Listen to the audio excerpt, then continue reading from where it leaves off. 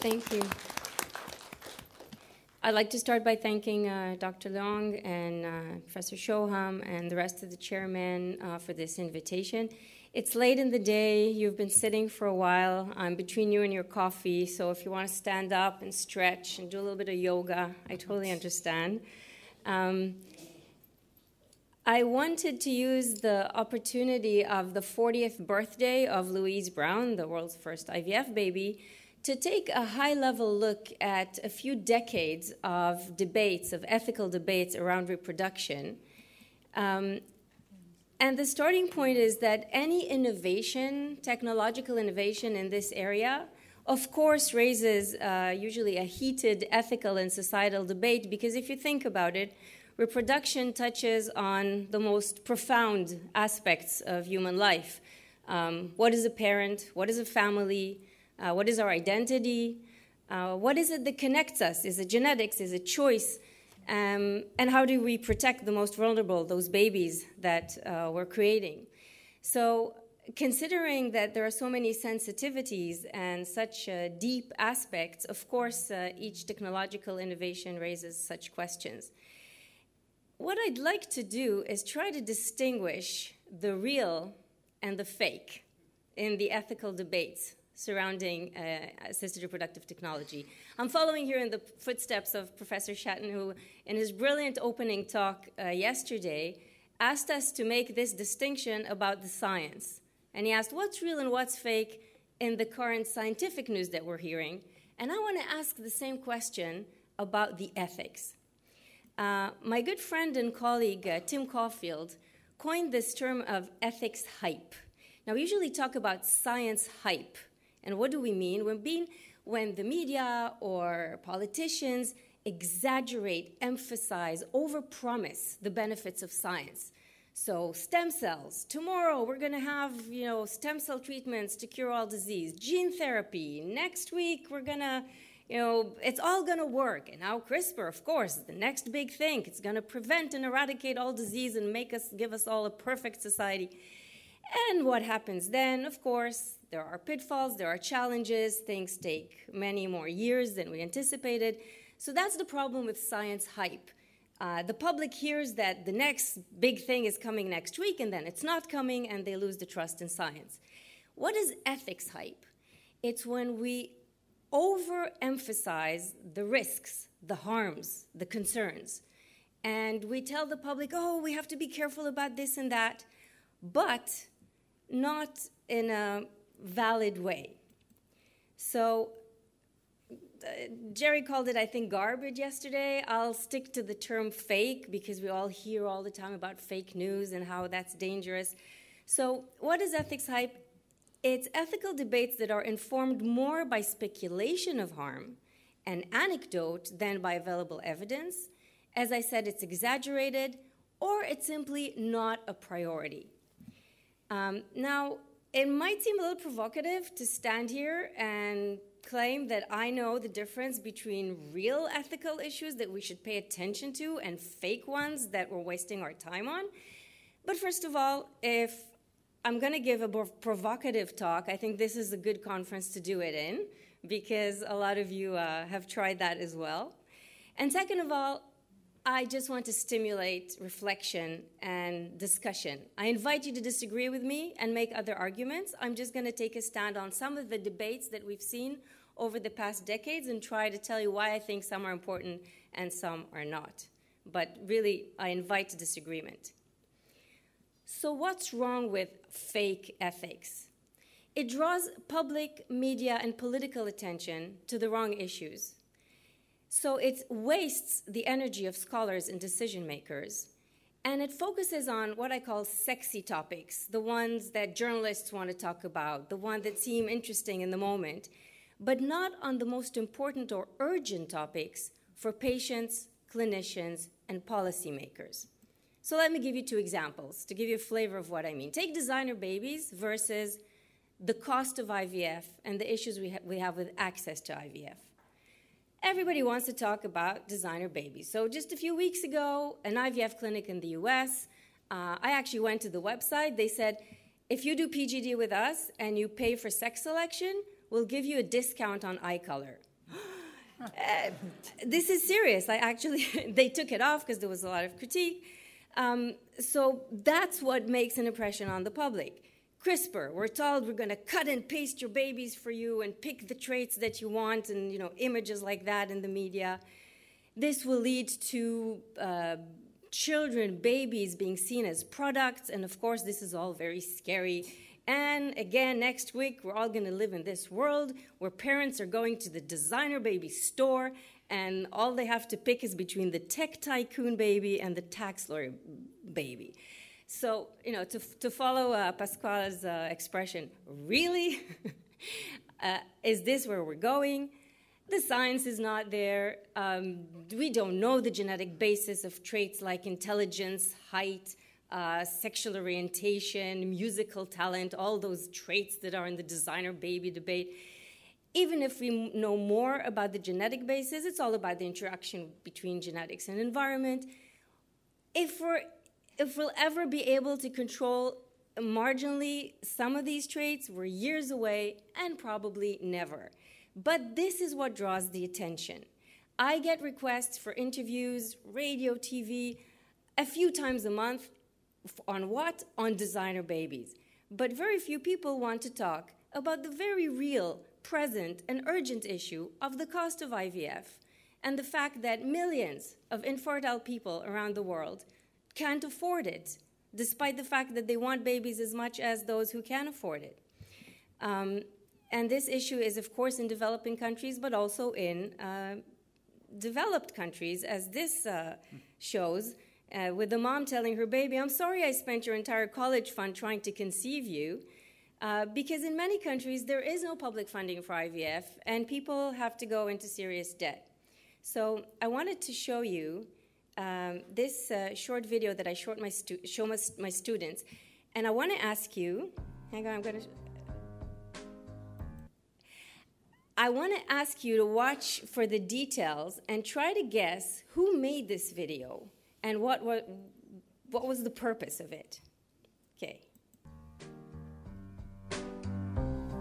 If you ask me, babe,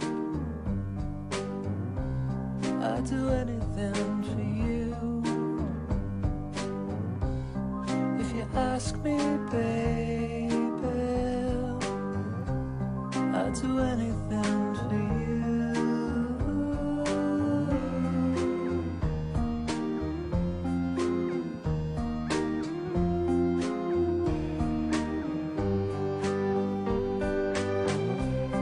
If you ask me, baby, I'd do anything for you. If you ask me, baby, I'll do anything for you.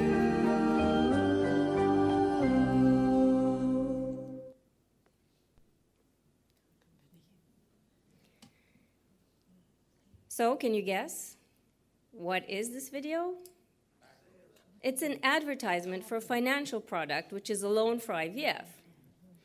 And it really touches on some of the key ethical issues. I mean, a cycle that doesn't work, the devastation that goes with it, the pressure, the depression, and then selling your car, potentially taking a mortgage on your house, and going for a loan. And then the financial pressure that makes you put pressure on your clinician to transfer not one, not two, but three. And we all know the risks of these multiple pregnancies and then their cost of life. So all this cluster of ethical issues around public funding or private funding of IVF condense into this video, which is actually an advertisement promoting loans for this. And we had a really interesting experience in Quebec. I'm from the University of Montreal, and that's in the province of Quebec in Canada, where the government decided in 2010 to publicly, it was an election promise that they kept, to publicly fund IVF, fund all of it, every aspect of it, for everyone. And they decided on the budget that would be dedicated to this of X millions a year. And what happened was that the demand was such, so many people wanted it, that the budget went so many millions over that in 2015 they had to stop the program. Now, a very interesting paper in the New England Journal of Medicine showed that as soon as public funding that was really covering everything, again, because some countries cover not the meds, just certain procedures, as soon as public funding started, the socioeconomic profile of those who used IVF completely changed. So you saw a huge increase in less educated people, ethnic minorities, immigrants. I'm telling you this because that showed that the barriers are real. They're there. It's not that other people don't want access to IVF, but they just can't afford it. Another fascinating thing that happened was that because there were no criteria for who has this right, all you had to do was live in Quebec and have a valid health card. IVF clinics had to deal with ethical dilemmas. They used to come to my team for help. Give you an example. A 40-year-old lady showed up asking for IVF with her new partner, but when they asked questions, they found out that she already had 4 children, and they were given up to adoption because she suffered from a mental condition her whole life and wasn't able to care for them. But now she demanded her right as a citizen to have IVF with her new partner. Or a couple where the man lived in another country and he didn't have money to come to Canada, so he shipped his sperm. There was no infertility, and yet the woman claimed that she has a right like everybody else. So, of course, this puts on the table the issue of, even if there is public funding, which is a big decision for any government because of its impact on the health budget, what are the eligibility criteria? Is it for everybody? Are there conditions, restrictions based on what? That's a huge ethical debate that we're not paying enough attention to because we're so busy with the designer babies. Let me give you a second example. Social egg freezing versus infertility prevention. So everybody wants to talk about eggs freezing. It's sexy, it's new. Welcome to the new spa, juice bar and egg freezing. Where to chill out in New York and get your eggs frozen. So this is all about these companies who fund parties for young professional women who have disposable income, telling them, look, you're busy with your careers, you won't meet Mr. Right for another 20 years, so let's put your fertility on ice. Even this, social egg freezing featured on China's fertility TV channel. I'm not familiar with it, but maybe you are. And even I contributed to this media frenzy. This is a piece that I wrote in a bioethics blog. Everybody wants to talk about what's available only to very few rich women. And let's face it, will it be successful? What are the risks in the procedure? And if they do use it later in life, what are the chances of a live birth? We had the data. We heard the data. My point is we should talk about infertility prevention. Research shows that even highly educated women are not aware of fertility decline after 35.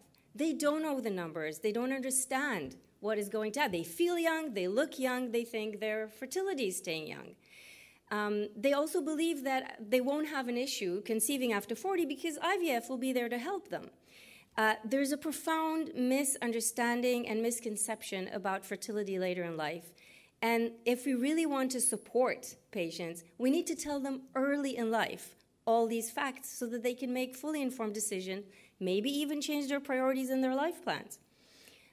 We now know that older sperm is not great either. So my point is the ethical focus should be on promoting a public health approach to infertility, talking to young men, to young women, their family doctors talking to them, going out to the schools to talk about it. In adolescents, we're all focused on pregnancy prevention, but we forget to tell them that at some point, pretty soon, they should think about the opposite. So this is a piece that I wrote with a colleague in the Globe and Mail, which is like the New York Times of Canada. And the editor titled it, "We Need a Culture Thaw, Not Frozen Eggs." So we need an attitude change about fertility and not to make everybody rely on those frozen eggs or IVF later in life. We published a paper about the need for a public health approach to advanced maternal age, and another paper calling for a public health approach to infertility in general, which has a lot of ethical dimensions that we need to address. But again, it's not as sexy as egg freezing, so we don't talk about it enough. So these were just two quick examples of what I call the fake ethics, at least in the sense that I don't think it should be a priority, and yet it gets all the attention because it's just more new and more shiny and more interesting, maybe. Or maybe because the other things are too challenging and costly and require political attention, and they're hot potatoes. Not a lot of people want to touch them. So the question I put before you is where should the focus be in those ethical debates and the ethics agenda surrounding reproductive technologies? And I want to look at three major areas: IVF, third-party reproduction, sperm and egg donation and surrogacy, and germline, mitochondrial replacement and germline gene editing. And for each of these, I'll ask, where is the focus, or where was the focus, and where I think it should be? And of course, on each of these, I could talk 10 hours. I teach an entire course, an entire semester that barely touches the surface. But I just want to give you a flavor of where I think we're looking and where I think we should look. So IVF, also known as taking the fun out of procreation for the past 40 years. So this is, of course, Louise Brown, who celebrated this summer her 40th birthday. This is her with her parents when she was born. And this is how the media reported her birth. The first test tube arrival, super babe. There were less favorable titles as well. But I want to draw your attention to the term test tube babies that we don't really use anymore, because this was the image, right? Test tube babies were artificial children. They were not natural. That was scary. The introduction of IVF for many posed a challenge to social intuitions, to social norms. There were even religious objections. Let's face it, to this day, the Catholic Church objects to IVF even within the context of a marriage. And I mean the marriage of a man and a woman, not more progressive marriages. I think we suffered at the time from lack of moral imagination. We were kind of sticking to the ways we knew and just fearing the new, and I think sometimes we still lack moral imagination. These were knee-jerk reactions versus well-argued ethical positions. And I have to tell you that sometimes I wonder, fast forward 40 years from today, will we be sitting in a conference about has germline gene editing has conventional germline gene editing reached its limits? Like, are we going to look back at the debate that we're having today and think, oh, what were we thinking that we were so disturbed by this? But if we fast forward from the birth of Louise Brown to today, 40 years, the media celebrated. Happy birthday, Louise, 40 years after the first IVF babies, 8 million IVF children around the world and counting. All the reporting was positive and festive, and it really showed the social acceptability of IVF today. And look at the title of our conference. It's conventional. Now we're asking, where are we going from here? But IVF in itself is seen as totally conventional. Not to mention Robert Edwards winning the Nobel Prize in 2010 for IVF. What better expression for social acceptability than deciding that this move deserves a Nobel Prize? So I think if we look into the past, to around the time of her birth versus her 40th birthday, we see such a change in social attitudes and what's considered artificial and scary versus what's considered conventional, that we need to ask ourselves, where should we focus our attention around IVF? And I think if we look back then, we didn't discuss what really mattered. The fact that IVF, and as Simon pointed out to me last night, ICSI, were not introduced within a framework of clinical trials. Was there enough data to support moving forward at the time? Was there appropriate ethics review? Well, no, because it wasn't even a trial. What role did commercial drive play in the history of IVF? And have we learned the lessons? So I think these are the questions that we need to ask when we introduce new technologies. And of course, the CRISPR babies surfaced all those same questions. Was it a clinical trial? Did it receive appropriate ethics reviews? Did the parents consent in the appropriate way? Would any IRB approve the gene that he chose to target, etc.? So at least today, the world reacted, and reacted strongly, to these questions. They were on the radar screen in a way that I think they were not 40 years ago. Correct me if I'm wrong. Maybe some of you were a part of it. I'm speaking based on what I've read. But I think that we have learned some lessons, at least in the sense that we're asking the relevant questions today, but scientifically, here we go again, we jumped too fast and in an irresponsible way. What should we focus on? Appropriate introduction of emerging technologies, as I just explained, and longitudinal studies of outcomes, long-term risks to women and children. There's a huge debate in Canada today where egg donors say, you, the IVF clinics, tell us that we're giving informed consent to donate our eggs. No, that's not informed because you can't really give us data about the long-term risks to our health from this procedure. So don't call our consent informed if you can't give us the information that we need. Long-term risks for children that we're reading more and more about, and of course, going back to John's talk, the epigenetic risks of these procedures that we've hardly started to look at, but we're realizing are important. So here's a paper that my team recently published last year about the epigenetic effects of ART, ethical considerations. So the issue of when parents come for IVF, should we even mention epigenetic risks to them? Maybe not yet because we don't have a robust body of evidence, but when? And if so, how do we discuss it with them? It's maybe not a reason to not provide IVF, but should parents be informed? And how and when? So that's the paper. I'm happy to send it to anyone who's interested. Let's shift gears. How much time do I have? Okay. 10 minutes. 10 minutes. Okay, so 5 minutes each. Third-party assisted reproductions, permanent egg donation, surrogacy. What have been the focus? What should the focus be? So, of course, all these techniques allowed us in a way to deconstruct and rebuild families in new ways that didn't exist before. But I want to draw your attention to those landmark cases, classical cases discussed in every bioethics course. Baby M from '86, where the surrogate did not want, changed her mind. She didn't want to give up the baby at birth, but she was poor and uneducated, and the intended mother was rich and educated, and so the court gave the baby to the intended mother and then changed again. But what was the bottom line perception of the public? That surrogacy is dangerous, it's complicated, it's heart-wrenching, it exploits more vulnerable women for the sake of the richer, stronger women in society, etc.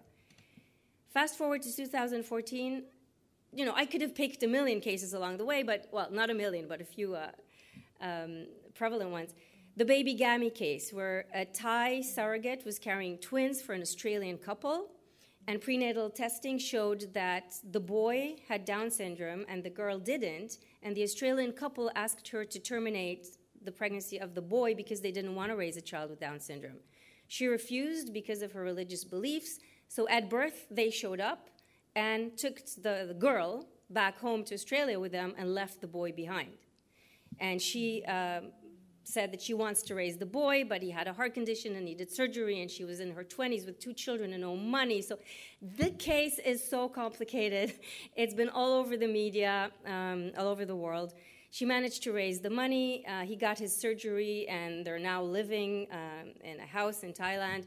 The Thai government changed the law based on this case and banned commercial surrogacy after this happened. And then it turned out that maybe the parents did want him and she didn't want to give. Again, I could tell you stories about this case for a long time. The bottom line is that this is what shapes the public opinion and the public debate. It's complicated, it's dangerous, it raises a lot of concern.